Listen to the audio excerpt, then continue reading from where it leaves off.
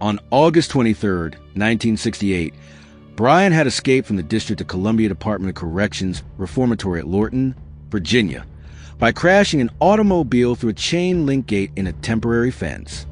He had been working on the vehicle in the automobile shop.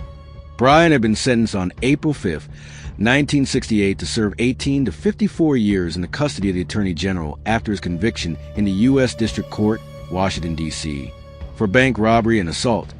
This conviction resulted from Bryant's participation in approximately 6 Washington, D.C. area bank robberies. The federal grand jury, Eastern District of Virginia in Norfolk, returned an indictment on September 9, 1968, charging Bryant with violation of Title 18, United States Code, Section 751, as an escaped federal prisoner. The FBI began an immediate investigation, which included interviews with Bryant's family and associates, to apprehend him. On January 8, 1969, the Citizens Bank and Trust Company of Maryland, Fort Washington branch, was robbed by a man who escaped in a maroon Cadillac.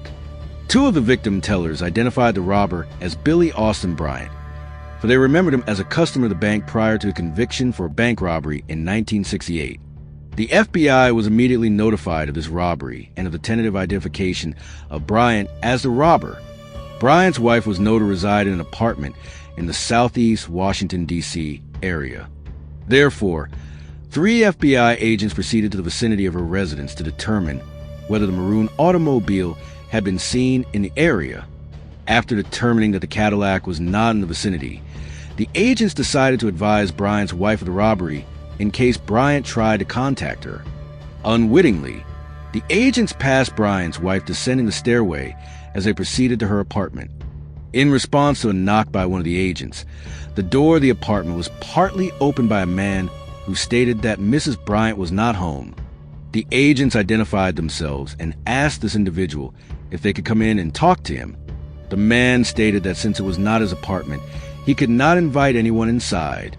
At this point, the individual began firing a gun point blank at the 3 agents. After a quick succession of shots, he slammed the door. 2 of the agents were struck by the shots, and the third fired 2 shots into the closing door. The third agent immediately returned to the FBI car and radioed for assistance. The 2 wounded agents, Edwin R. Woodruff and Anthony Palmisano, were rushed by ambulance to a nearby hospital where they were pronounced dead on arrival. Special Agent Palmisano was born on November 3, 1942 in Newark, New Jersey. He was awarded a B.S. degree in business administration from a university in Newark. He entered on duty with the FBI on June 27, 1960, and performed clerical duties until he was appointed to the position of Special Agent on July 10, 1967. Special Agent Palmisano had been assigned to the Charlotte field office before being transferred to Washington, D.C. Special Agent Woodruff was born on January 22, 1941, in Brooklyn, New York. He graduated from a university in New York with a B.S. degree in accounting. Before his appointment as an FBI agent on May 22, 1967, Woodruff worked as a part-time police cadet in a clerical capacity and as a criminal investigator for the U.S. Treasury Department in New York. Before being transferred to Washington, D.C., Woodruff had been assigned to the Cleveland FBI office. In a matter of minutes after the shooting, the apartment house was surrounded by D.C. Metropolitan Police officers and FBI agents. Tear gas was fired into the apartment, but upon entry it was determined that the individual had made his escape down a tree adjoining the rear of the apartment near a bedroom window. The surviving agent identified a photograph of Billy Austin Bryant as the individual who fatally wounded the 2 agents.